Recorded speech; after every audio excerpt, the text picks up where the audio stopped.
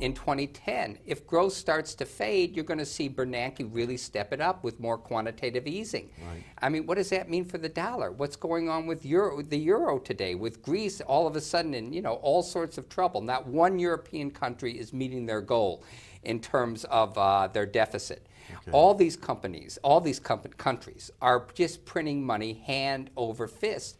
And, you know, the beneficiary of that is gold. Gold has a, you know, I hate to sound cliche-ish, but gold has a 4,000, 5,000, 6,000 year history of being a store of value. Now, silver. Tell me about silver. Silver is What's the silver story? Give me the silver story. Silver is an extremely interesting metal. I mean, it's also, in addition to being a precious metal, may even have a longer history than gold as a precious metal.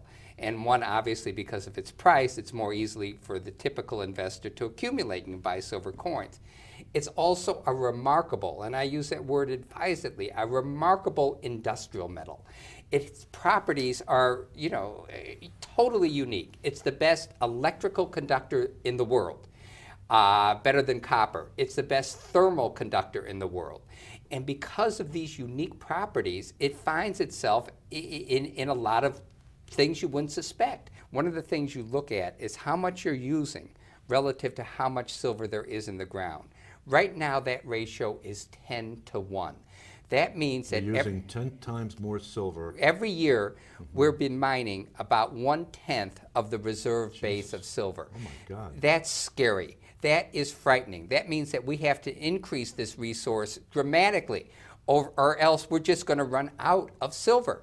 And so you ask me for prices of silver. If I told you $100 based upon everything that I'm saying right now, I don't think in any way you could call me crazy. I mean, silver, I think, could, you know, barring a collapse in China, which I just don't see, barring another major worldwide catastrophe, I think silver could be an absolute huge, huge winner. There's very little of it, and we need it for everything.